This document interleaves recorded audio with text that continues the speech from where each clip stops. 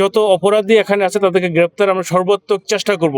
এটা দেখেন অনেক বড় একটি অভিযান। এটা এখানে ৩,০০০-এর অধিক সদস্য এবং বিভিন্ন বাহিনীর অফিসার ফোর্স এখানে ইনভলভ। এই জঙ্গল সলিমপুর একটি অপরাধ প্রবণ এলাকা।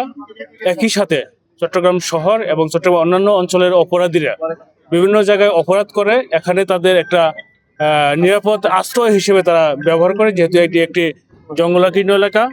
এবং এছাড়াও এখানকার যে ভূমির বৈচিত্র্য সেটাকে কেন্দ্র করে এখানে কিছু ভূমি অপরাধী, কিছু পরিবেশ অপরাধী এখান থেকে তৈরি হয়েছে।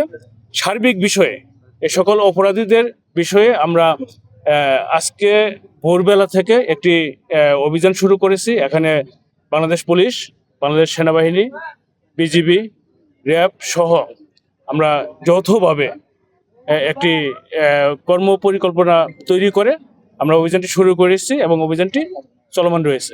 কয়েকজন আসামি ইতিমধ্যে গ্রেপ্তার করা হয়েছে, তাদেরকে আসলে যাচাই বাছাই করা হবে এবং অভিযান শেষ হলে প্রকৃত অর্থে বলা যাবে যে কতটুকু অভিযানটি সফল হয়েছে। এটা দেখেন অনেক বড় একটি অভিযান। এটা এখানে ৩,০০০-এর অধিক সদস্য এবং বিভিন্ন বাহিনীর অফিসার ফোর্স এখানে ইনভলভ।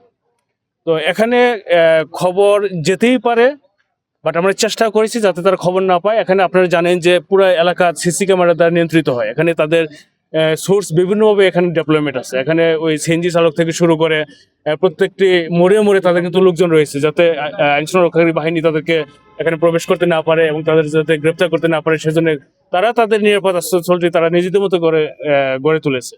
আচ্ছা, একটা জানলাম যে কিছু অস্ত্র উদ্ধার হয়েছে, কি পরিমাণ হবে? এটা যে আমি বললাম যে আসলে বিভিন্ন সেক্টরে আমরা অভিযান করতেছি। আসলে আমরা একটা সেক্টরে ছিলাম, আরো বিভিন্ন জন বিভিন্ন সেক্টরে লিড দিচ্ছে। সর্বশেষ আমরা যখন অভিযানটি সম্পন্ন করব, সমাপ্ত ঘোষণা করব, তখন বলা যাবে যে আসলে কি উদ্ধার আছে বা কি গ্রেপ্তার আছে।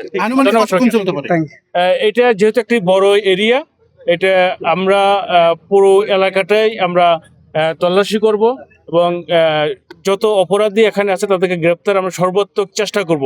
এই যার প্রেক্ষিতে যত সময় লাগে